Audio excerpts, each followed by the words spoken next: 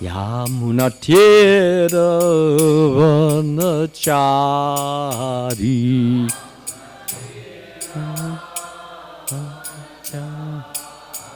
Yamunatiravanachari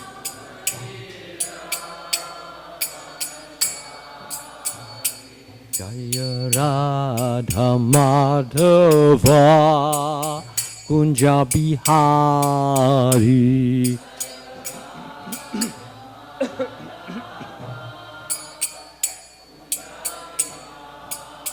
Jaya Radha Madhava Kunja Bihari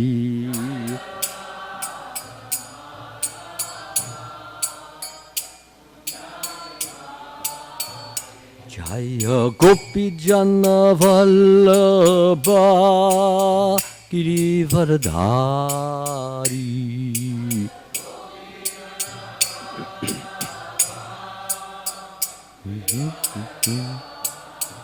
Jaya Gopi Jana Vallabha Girivardhari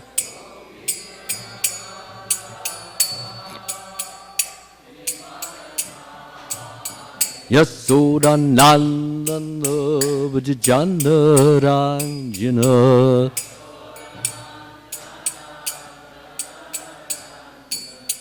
Yasoda Nandana Vajjana Ranjana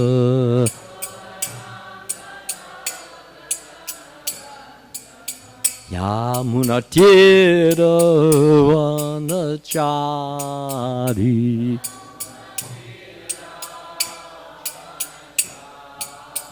Yamunatiravanachari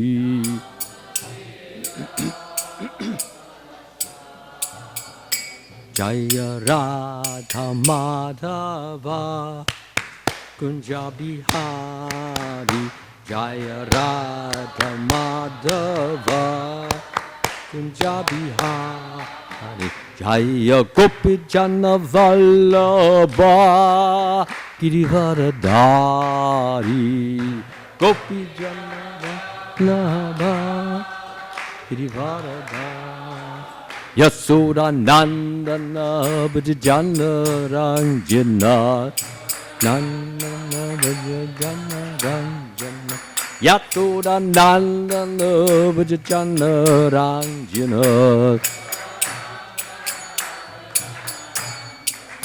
Yamunatiravanachari Yamunatiravanachari Hare Krishna Krishna Krishna Hare Hare Hare Ramu Ramu Ramu Hare Hare Krishna Hare Krishna Krishna Krishna Hare Hare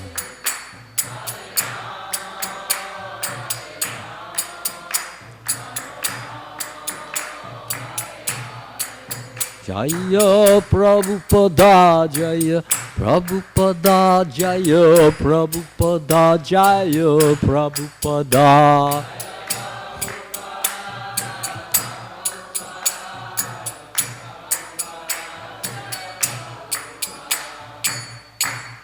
Jayam Vishnupad Paramahansa Parivajakacharya Astatara Sat Shri Srimad His Divine Grace A.C. Bhaktivedanta Swami Srila Prabhupada Ki Jai ISKCON Founder Acharya Srila Prabhupada Ki Jai Anantakoti Vaishnava Vrinda Ki Jai. All glories to the assembled devotees. All glories to the assembled devotees.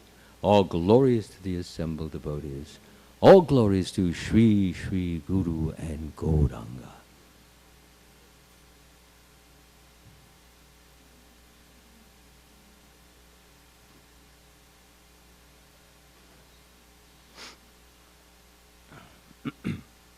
Om Namo Bhagavate Vasudevaya.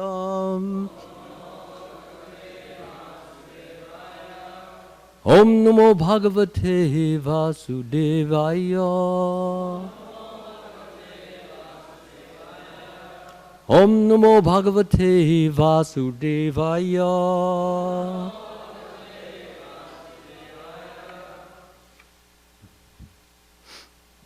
Reading from the Srimad Bhagavatam, Canto 9, Chapter 3, Text 22.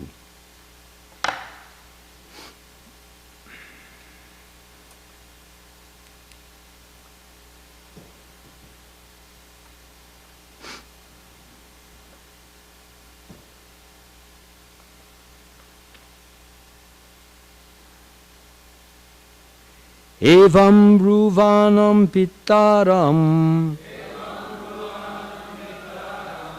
Smayamana Suchi Smita Vachyatata Jamata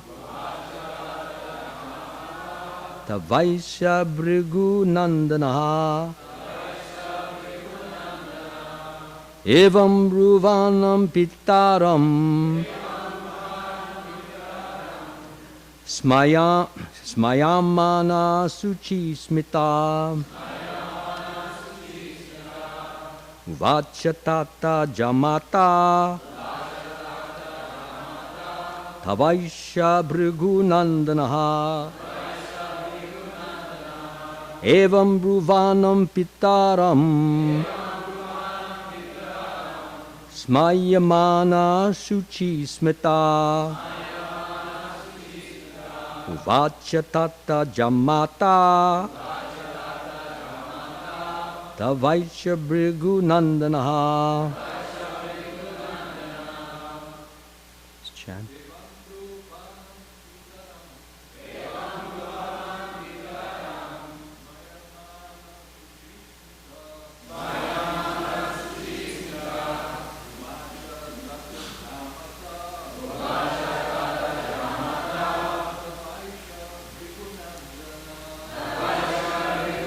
Nandana.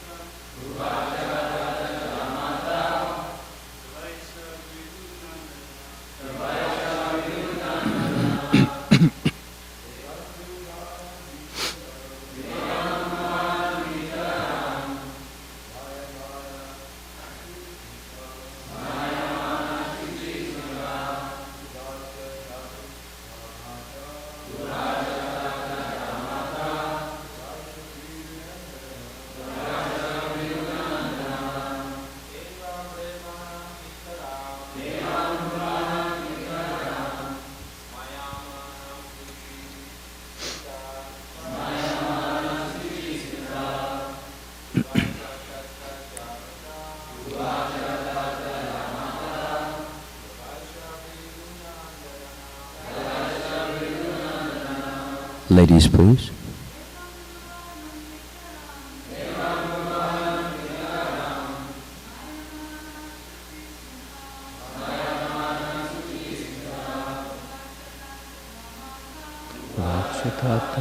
Mata Nandaha.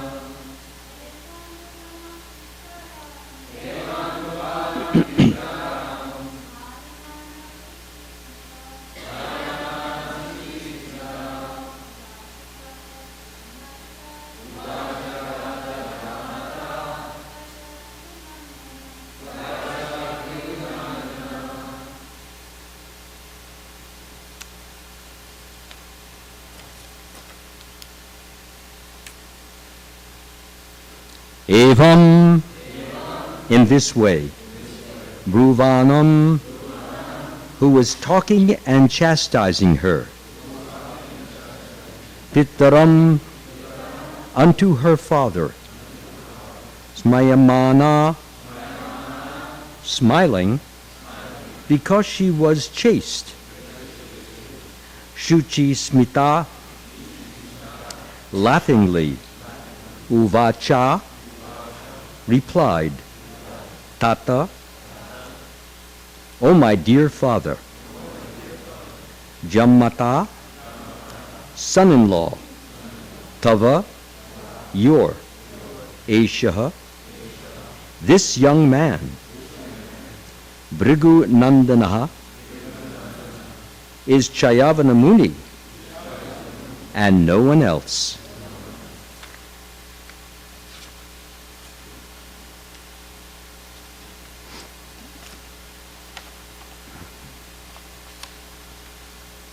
So the translation continues from yesterday. Shukanya, however, being very proud of her chastity, smiled upon hearing the rebukes of her father. She smilingly told him, My dear father, this young man by my side is your actual son-in-law, the great sage Chayavana, who was born in the family of Bhrigu. So I'm going to recap much of this story. It's not that long, so that this becomes more understandable when we actually see what has happened, to make him accuse her of being very unchaste. It's actually a bit humorous, and that's why she's laughing. So, purport by Srila Prabhupada. Although the father chastised the daughter, assuming that she had accepted another husband. See, Chavana Muni looked like an old 90-year-old man when she first met him. He was stooped over. He had lines in his face. His skin was hanging. His hands were quivering. He had all the indications or symptoms of a very elderly person. He also was invalid. He had some disorders in his body. So this was the man that her father knew. And now she's seeing him standing with this young, attractive, virile, vigorous young man, which is completely opposed to Vedic culture. I mean, this young girl should be with her elderly or old grandfatherly husband. And here she's standing with this young man. Of course, that gets revealed in just a few more moments. But she's smiling because her old, or very old husband, who looked like, as I said, a grandfather or great-grandfather, he's been transformed physically by the Ashvini Kumaras, who are the physicians in the heavenly world, and they know how to make you look young again. So they knew this ability, and at some point, when they appear, and they appear for a purpose, they want something, and they're willing to give something to get what they want. So they have transformed Chavana Muni from an old codger into a young vigor. So let me just begin the story where it starts out. Originally starts out with, oh, no, I thought it was the purple. Yeah, I just did. Had now been transformed into a young man, as she was very proud of her chastity, and thus she smiled as she talked with her father. Didn't I just do that? Or I didn't? I did, huh? Oh, okay, thank you. Although the father chastised the daughter, assuming that she had accepted another husband, the daughter knew that she was completely honest and chaste, and therefore she was smiling. When she explained that her husband, Shavanamuni, had now been transformed into a young man, she was very proud of her chastity, and thus she smiled as she talked with her father. Omagiyanati mirandasya gananjana shalakaya chakshur unmilitam yena tasmai shri guruve namaha. I was born in the darkness of ignorance, and my spiritual master opened my eyes with the torchlight of knowledge. I offer my humble obeisances unto his lotus feet. So this story begins when King Sharyati decides to go to visit the ashram of Shayavanamuni. Shayavanamuni is known to be a very advanced soul, especially advanced for the austerities that he has practiced and the powers that he has gained through that practice. So it's a blessed event to enter the ashram or even the environs of an ashram of a great teacher, because there are blessings to be obtained, to be derived, since the whole environment is surcharged with the spiritual vibrations of that particular sage. So the king and many of his soldiers, they come and they visit, and he also brings along his daughter, Princess Sukanya, and they go there, and the men, of course, are talking about, because they're soldiers, they talk about battles, and they talk about weapons and swords and knives and mystical weapons and things of that sort. That's the normal thing that soldiers tend to talk about. And the girls, they were about 13 or 14. The actual age is not given, but that's about, from the description, it sounds to be. So the girls, they go out and they go playing, picking fruits and throwing the fruits and just doing frolicsome and frivolous types of activities. And they're in a friendship mood, a playful mood. And they're not very serious at this particular point. And actually, it's just, they're in that's the kind of mood they're in. And so what happens is, in the course of playing, picking fruits and throwing them and so forth, Sukanya, she looks down into the ground and she sees these two orbs or holes, and these two holes are glowing.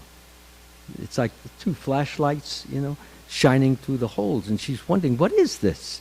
Because it's quite abnormal, quite unnatural to walk by the earth and to see two holes glowing. So she takes a thorn, okay, and she wants to just see what it is. Is it alive? Is it dead? What is it? So she takes the thorn, she pokes it, and then she pokes the other one. Well, it turns out it happens to be the eyes of Shavanamuni, and he's doing some austerity, under the earth. And blood starts to come, and it comes, and it goes, out of the eyes and down, and she sees what she's done. Oh, it's terrible. The wind-up, or the upshot of that, was that shortly after, while they're still there, none of the soldiers are able to evacuate their bowels or their kidneys. In other words, they can't pass water, they can't pass stool. She committed an offense. And when an offense is committed, even inadvertently or unknowingly, in a holy person's environment or holy person's ashram, what happens often is that a person gets instant karma or instant effect. So the soldiers, of course, are holding their gut, and they want to go, and they can't go because he's obstructed it. I mean, it's kind of comical, and it's also kind of tragic. So the father looks and he sees everybody kind of in moaning in a painful situation. And he says, somebody has made an offense to Chavanamuni. Who has made this offense? So she's looking around and Sukanya says, well, maybe I did. He said, well, what did you do? And she told him exactly what I just mentioned. She poked the eyes. She said, oh, this was terrible. She said, well, I didn't know it was a human being under there. She said, all I saw is these two glowing lights coming out, those holes. He said, well, let us go. We'll go there and we'll offer an apology. And by so doing, hopefully, he'll remedy this situation because it's terrible. These men, if they stay in that condition, they can just die in their own poisons. So we have to stop that, because I won't have much of an army or not too many generals left if they just die in their own poisons. So anyway, they go there and Shavana, he's out of the earth. He's come out, and he's rubbing his eyes and so. And he said, I want to report something, O sage. First of all, he offers his obeisances to him, and she also bows down. And he says, I'm very, very sorry for what has happened. My daughter, inadvertently, unknowingly, she poked your eyes, and this is an offense, and we're very sorry that this has occurred, and we beg you to accept our apology, and we beg for your forgiveness so that she will be free of that, karmic reaction, and so that hopefully you will not curse us for doing what she has done. So he begins to mildly smile. Remember, he's got these, dreadlocks, kind of, what do they call, like ropes of hair. And he does not look like, Tom Cruise or some of these other Hollywood handsome men. So he looks at her, and he looks at this young girl who's about 14, 13, and she's very pretty, very beautiful, very nicely put together. And then he kind of looks at her, and he says, is she married? He said, no, you're not married. The father's immediately getting the jitters, because is he going to ask for my daughter? I mean, he had big plans for his daughter, to marry her to a nice, stout-hearted warrior, with all the trimmings of muscles and good character and everything. So he said, all right, I want to take her as my wife. So what could he do? All right, I offer her to you in charity. She's yours. Now, the interesting thing about this is that how Sukanya, how she responded to this. An ordinary materialistic woman would say, Father, what are you doing? How can you do this to me? You're wrecking and ruining my life. I have no life now. Look at this old geezer. He just hardly can stand up. And you're marrying me to him? That's a typical, ordinary, materialistic type of reaction. But she doesn't react that way. She's very sober. She's very calm, very controlled, doesn't even whimper, doesn't say, all right, I'll tolerate it. Doesn't even come out with not a grumble from her. So father leaves, and before he left, he said, please take very good care of the sage. And she says, yes, Father, I will do that. So her position is that she's accepted this as her karmic reaction, so to speak. She has so much philosophical understanding that she takes this to be as something that she deserves, that's something she created in her past, which has made her eligible or qualified to receive a husband that old. And generally in Vedic culture, if a young woman has to marry a very elderly man, it's not considered the best of karma. Maybe some of you remember that Chaitanya Charitamrita, when Lord Chaitanya, he was no more than about 6 years old, and he would go down to the bathing ghats, and the little girls who were there, 5 and 6 year old girls, they would bring some sweets which they would offer to Mother Ganga. Okay? So Lord Chaitanya would just grab the sweets, and they would say, "What are you doing, Nimai? These are for Mother Ganga." He says, "No, you should give them to me." He said, "Why should we give them to you?" "Because I'm in charge." "What do you mean you're in charge?" He says, "If you offer them to me, I guarantee you will get good husbands, young husbands, strong husbands. But if you don't offer these to me, not only will you get old husbands, but you will all marry a man who has 5 other wives along with you. So give me the sweets." Well, the little girls were a little bit they didn't know what to think. Does he really have these powers? This Lord Chaitanya, and he was talking very strongly. So they decided better not take a chance. Give him the cakes, give him the sweets. So he began eating the sweets, and so that he wouldn't in any way curse them like that.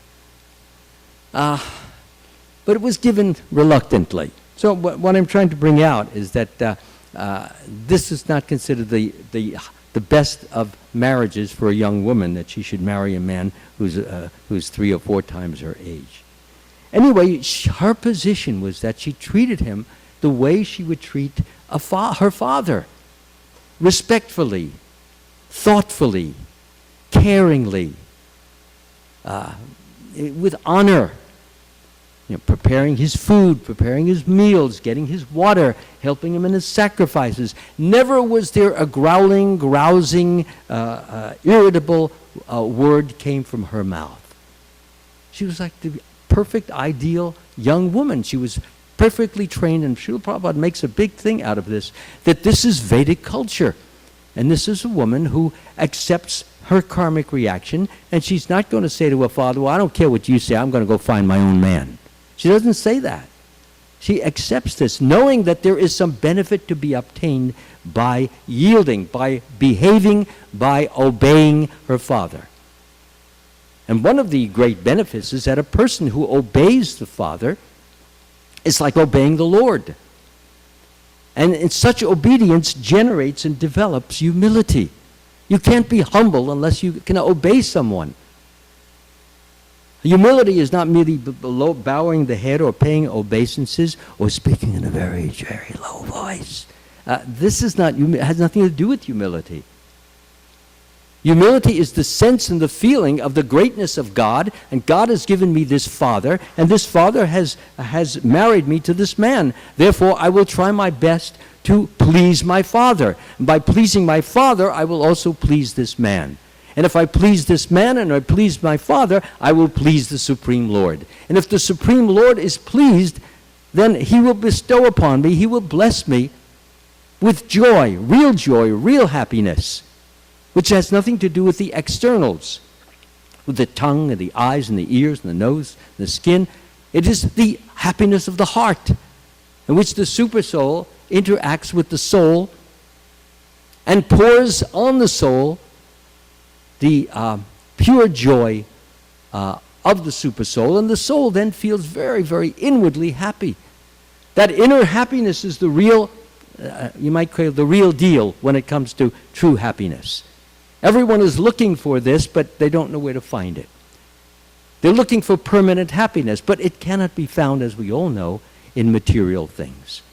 Those things last for a while. You eat some ice cream, and after a while it's flat. Or you take some mangoes, after a while you ate 2 or 3 of them, you don't want any more. You hear some music, you hear it 3, 4, 5 times, after you don't want it. These, in other words, you have the happiness, and then it's gone. And then we're looking for something else. And until we find that something else, we're in anxiety, we're in uncertainty. Sometimes persons, they want to go and see a movie, and they're standing on a long movie line, and it's their favorite actor playing in a very highly touted movie, and as the line is moving, at the box office, paying, then just 2 or 3 persons in front, a sign goes up at the box office, sold out. I mean, they were just eager and dying and wanting to get into that theater to see their favorite, hero on screen. So they'll now have to wait another 2.5 hours. And they weren't banking on that. So they become disgusted, they become sad, they become angry. These are the emotions that we get when we make love to sense pleasures, sense gratification, anger, irritability, anxiety, disgust. And then sometimes the anger turns into hostility. Person says to you, can you please tell me do you have the right time? Yeah, I have the right time. Could you please give me the right time? No, I don't want to give you the right time. What are you going to do about it? So, well, excuse me, I'm sorry to bother you. The person can become very irritable, and he just doesn't want to either cooperate, doesn't want to be friendly, doesn't want to be kind, doesn't want any of that, because you're upset, you're frustrated. And frustration is always followed by anger, and anger is sometimes followed by hostility and antagonism is sometimes followed by fights. And when we see the news, the 6:30 news, there's always a report of some brawl. Somebody got into a brawl at the bar, or somebody was driving and he cut somebody off. And then he gets into a road rage. Who are you cutting off? I'm cutting you off. Yeah, you're not going to cut me. And before you know it, he slams his car into the other car. Madness, insanity. So the point here is that Sukanya is anything but that. She's trained, she's cultured, she's learned how to control her mind, how to control her speech. And her only desire is to please her husband, knowing full well that it will please her father. And this is what she has been raised to do, to give pleasure to her father and her mother, of course, and anyone else elder in the family. So this goes on for a while. And then what happens is that the Ashvini Kumaras, they come to the ashram, and they actually want the Shyavana Muni to perform a ceremony, a Somaras ceremony. And however, let me just say that the Ashvini Kumaras, they are not what we call full-fledged demigods. They are servants of demigods. For example, they are known as heavenly physicians. They do Ayurveda. So if some of the demigods are not feeling well, they can prescribe different things. They're servants. So they are not allowed at the sacrifices to drink the somaras. Now, what is the somaras? It's a particular beverage. It's a drink. It's made out of a plant. And it's very, very sweet. It's not an intoxicant. And Srila Prabhupada makes this point using the very word intoxicant, not once, but at least 3 times in the purport that I had read, which I didn't write down here. So, but it's very sweet, and it's also very energizing. And most of all is that one who takes it becomes free of all sinful reactions. So that's what Somaras is about. And all the demigods, they drink it at these particular sacrifices. But as mentioned, Ashvini Kumaras, they are 2. They're twins. In fact, they were responsible for 2 of what we call the Pandavas. When Madri, who was one of Pandu's wives, she would call a demigod in order to have a child. So she called these 2 Ashvini Kumaras, and then 2 of persons whom we call the Pandavas, Nakula, and who's the other one? Starts with a K? Huh? Sahadev, yes. Nakula and Sahadev, they're born from Madri, and they are the children of the Ashvini Kumaras. That's just a parenthetical remark to show you who they are and what they do. So anyway, they're not allowed to drink the somaras. Now, I should mention that Shavanamuni is very pleased. He's very impressed. He's very much delighted with the kind of service that he's receiving from Princess Sukanya. And he wants to do something nice for her. Now, remember, she's a young woman, and she's got a very old husband. What could be nice? How could he kind of repay her for all the nice service that he's receiving from her? So he says to the Ashwini Kumaras, "Can you make me look young like you?" And they say, "Yes, we can." They said, "Can we do it now?" "Yes, we can." So they said, "Come, there's a lake over there. We'll go into the lake, we'll plunge underwater, and when you come out, you look young as we do." So they go to the lake there, they plunge underwater, they come out of the water, and it looks like triplets.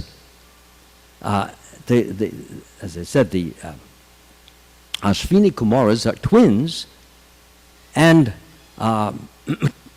Chayavana Muni, he looks exactly like them. You can't tell the difference. So it's like the triplets. And so Sukanya, she approaches him. She doesn't know who's her husband. She can't figure it out because they all look alike externally. So as it was mentioned in the class yesterday by Devamrita Maharaj, she's not going to trust her own willfulness or her own hunch. She's going to do what she's learned to do from an early age, and that is you trust in a higher authority. So rather than just pick one, because it's not only the face she's interested in, she's also in love with the heart. Shavanamuni is he's a great sage. He has qualities, he has attributes. He has love. He has abilities. He has powers. So he's not merely a pretty face. So she wants the man whom she is actually serving with love and whom she has felt love from. Of a spiritual nature, of course. So what happens was that one of the Ashwini Kumaras, he mentions this. He says that your husband is over here. So she felt very relieved of that. Now, the husband went over to her, and she was very pleased to see that now she had a man who looked no more than about 25 years of age. And the Ashwini Kumars, they left. A short time later, the father of Sukanya arrives, and that is King Sharyati. So he sees, which is what this verse that we chanted today is about, he sees his daughter talking to this young man. And he looks at this. Where did he come from? And what is she doing with him? If she's going to talk to a young man, her husband has to be there. This cannot be done this way in a kind of fraternizing, impulsive way. That's why he says, what is this unchaste manner that you're displaying yourself in? Why are you talking to this young man? What have you got to do with him? You're a married woman. You have no business. It gets real heavy with her. And that's why she starts smiling. And she's beginning to smile because he's all wrong, but he's all right. The philosophy he's uttering is completely correct, completely wrong, completely right, but it's not applied to the right person. So finally she says, as it says in the verse, she says that he is my father. He is my husband. And he said, how could he be your husband? Look, he looks like a young man. He said, well, the Ashwini Kumaras, they turned him into a young man. He said, well, that's wonderful. So everybody's happy. Father is now happy. The daughter has got a young man. She doesn't have to suffer for the rest of her life with some decrepit old invalid. And daughter is happy also. But as I mentioned, due to her training, she was ready to accept whatever her karma was. So then it turns out that the Ashwini Kumars, they return. And they come back because they want Shavana Muni to perform a sacrifice. And the sacrifice has to do with that beverage, with that drink, the somaras. So they asked him if he'll perform the sacrifice, and he says he will. And he knows that they want to drink that somaras, but that they can't. They're prohibited by the gods. He says, don't worry. You've given me this youth. I will make sure that you get the somaras. So what happens is he makes up this big pot of somaras. And as soon as that happens, then the sacrifice is performed, and the demigods come, and they see that the Muni is offering the somaras to the Ashvini Kumaras. They say, stop, Indra says. Stop, don't do that.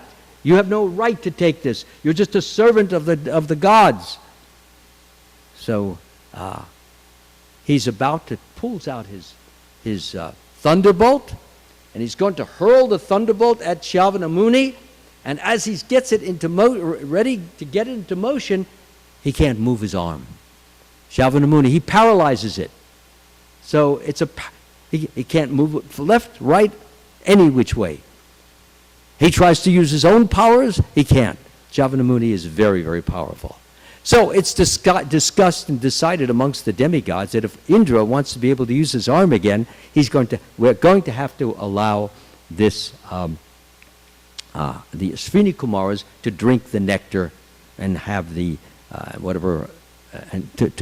so they do that, and they allow him to take the nectar or the somaras, and he's allowed to do that. So this is very interesting how all these different parts have worked out. How everyone eventually, it's like a quid pro quid. I give you this and I get this. This has nothing to do with pure loving devotional service. The only thing that was pure and loving and devotional is Sukanya's attitude towards her father, which is the way she would act towards the Lord. And we can all learn from this type of control that she had. She had control over her speech, control over her mind. She had a faithfulness, even though she was in an unpleasant, undesirable situation for a young woman. Nonetheless, she accepted this as her karma. She decided that she would just go along with it because God is everywhere. He sees everything, and He has obviously placed her in this position for her to learn something. And therefore she accepted that. Now we as devotees will be placed, and some of us have already been placed in situations and difficulties, trials, tribulations, which we didn't like, which our normal reaction might be irritability, or it might be, why this, Krishna? Can't you give me something better? Or something like that. Or maybe it didn't respond that way. But the important point is that the hand of God is in everything, and we are being tested every moment. How we speak, how we think, how we feel, how we express. And if we pass the test and we act indifferently towards some of these untoward, unfavorable, sometimes disgusting, sometimes unpleasant situations, then in a sense we're acting in a transcendental way, in the sense that we're not allowing it to affect us. We're not allowing it to disturb us, to shake us, to rattle us. And when doing that, that becomes our habit. And therefore, slowly but surely, as we operate and act and work in the world, things don't affect us, even though we are acting in it, we're working in it, we're doing things in it, and we simply deal with the situations that have to be dealt with. But we don't allow them to disturb us and upset us. And that way we can keep our mind on Krishna. Krishna says, whatever you do, whatever you eat, whatever you offer, give away, do it for me. But how are we going to do it for Him if we can't remember Him? If the mind is peaceful, the mind is calm, the mind is controlled, the mind is focused, then we can remember Krishna. Krishna says, whatever you do, whatever you eat, whatever you offer or give away, do it for me. Engage your mind always in thinking of me. Become my devotee. Offer obeisances, worship me. Always think of me. He says to Arjuna, when they're on the battlefield, Therefore, Arjuna, you should always think of me in the form of Krishna at the same time. Perform your prescribed duty of fighting with your activities dedicated to me and your mind and intelligence fixed on me. You will come to me without a doubt. So the key emphasis in the Bhagavad Gita and the Srimad Bhagavatam and the Chaitanya Charitamrita is to develop our love for God. And love for God is developed by thinking of Him, by remembering Him, by hearing about Him, by having exchanges and discussions about Him. All these things help us to become more and more Krishna conscious. And the more Krishna conscious we become, the more bliss, the more peace, the more ecstasy, the more strength, the more confidence, the more true, genuine, real happiness we develop. The happiness which comes from the connection, conscious connection of the soul with the Supreme Soul, the Super Soul. One who is not connected with the Supreme Soul in Krishna consciousness can have neither transcendental intelligence nor a steady mind, without which there is no possibility of peace. And how can there be any happiness without peace? This is Krishna, what he says. So we need to be not only connected, we're always connected to Krishna, we can never be disconnected, but to be consciously connected, to be remembering that I am part and parcel of Krishna, that Krishna is within you, within you, within you. The humble sage, by virtue of true knowledge, sees with equal vision. A learned Brahmin, a cow, an elephant, a dog eater. Where's the equality? He sees the super soul. And he also, experiencing himself as a soul, he also sees the soul and feels his relationship with all beings as being brothers or sisters. But the relationship is there because when he is offering anything, it goes to the soul, and from the soul to the super soul. So he is always relating, connecting, and finding his relationship with the Supreme Lord and feeling happiness in all circumstances. So that is actually the secret. And this was the secret of how this Sukanya, she was able to maintain a peace. I didn't say she was an advanced, very advanced soul, but she was advanced enough to know not to get into a big argument with her father. She maintained, she accepted, she understood it, and was willing to go through it. Are there any questions? Comments?